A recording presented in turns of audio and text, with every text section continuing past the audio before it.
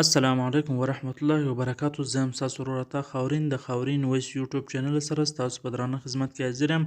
ملګرو، په نننۍ ویډیو کې به موږ تاسو ته درښیو د واتساپ یو ډېر خوندور سټینګ. هغه دا دی چې مثال کې که تاسو چاته یو ډیټا یا تصویر ورواستوئ یا یو ویډیو ورواستوئ، په یو وار کتلو څخه له هغه څخه میټاویږي.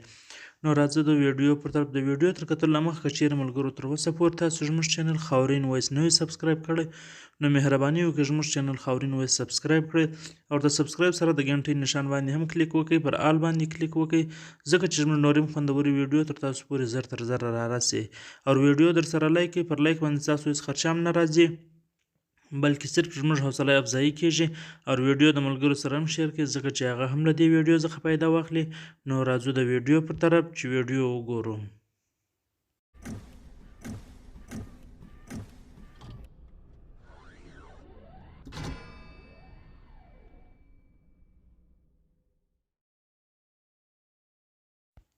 نو ملګرو، تر ټولو له مخه زه په خپل موبایل کې واتساپ خلاصوم. واتساپ چې کله زه خلاص کړم، زه به تاسو ته هغه سیټینګ در وښیم چې هغه کوم سیټینګ دی. دلته زه یو اکاونټ د یو چا د خلاصوم. ملګرو، د اول دغه باندې به زه کلیک وکړم، اته جیز دا زما دویم واتساپ دی، پر دا باندې به زه کلیک وکړم.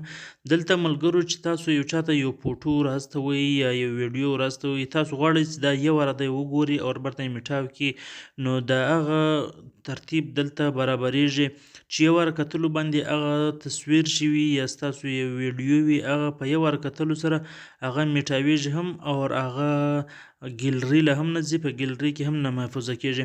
نو ملګرو، کله تاسو ته یو چاته یو شی ورواستوئ، دلته تاسو پر ګیلري باندې کلیک وکړئ. زه به دلته یو تصویر وکیږم، یو چاته به ورواستوم. دا یو تصویر ملګرو باندې ما وکیږله. دلته په د لیکایي په ځای کې ملګرو تاسو د ایک وینئ، پر دغه ایک باندې به تاسو کلیک وکړئ. دا ګوره ایک باندې چې کله تاسو کلیک وکړئ، اوس به بیا تاسو دا تصویر سړي ته واستوئ. ګوره دا تصویر ولاړی. نو اوس دویم واتساپ باندې به ماته تصویر راسي. اوس به زه هغه تاسو ته ښکاره کړم چې هلته موږ تصویر وګورو، بیا دا تصویر څرنګه کتل کېږي. دویم واره موږ کتلی سو، یا دا سیو کولی سو یا یې نسو سیو کولی. نو ملګرو، اوس زه ځم دا دویم واتساپ بزنس ما را ډاونلوډ کړی دی، دغه به زه خلاص کړم. دلته چې کله موږ دا اوپن کو، اوس ګوره دا تصویر په داسې شکل کې رالی. دا تصویر چې موږ کله خلاصوو، نو دی به موږ ته ووایي چې دا تصویر دی، دا ټایمر د ټایمر نه دی، خو په یو وار کتلو سره دا چې دی تصویر ختمیږي. دلته چې کله دا تصویر ته خلاص کړې، اوس دلته د سکرین ریکارډینګ شروع دی. په دې کې دا پالیسي هم ده چې له دې څخه نه سکرین شاټ اخیستل کېږي او نه له دې څخه ویډیو جوړیږي. نو ګوره ملګرو، دلته زما د سکرین ویډیو شروع ده، په دې باندې دا تصویر چې دی دلته ښکاره نه کړی.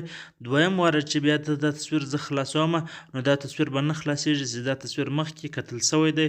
نو په دې پالیسي کې دا نشته چې دا تصویر ته دویم واره وګورئ، ځکه چې داسې کوم سړي راستولی دی، هغه په دې شرط راستولی دی چې دا تصویر یو واره کتل کېږي. نه ملګرو په ګیلري کې سیو کېږي، نه له دې څخه سکرین شاټ اخیستل کېږي، له هر څه څخه دا محفوظه دی. په دا طریقه سره د تصویر تاسو استولی سئ چې یو واره هغه سړی وګوري او له دویم واره کتلو څخه بالکل نه کتل کېږي، او نو دویم واره کتلو څخه به دا تصویر محفوظ وي.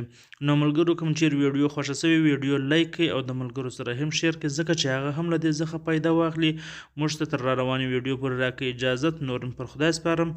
د الله په امان.